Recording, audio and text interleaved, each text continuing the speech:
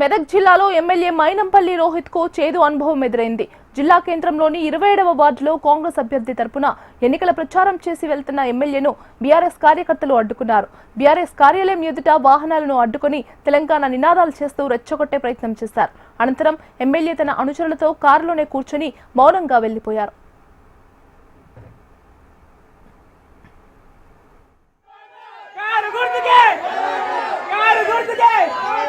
car గుర్తుకే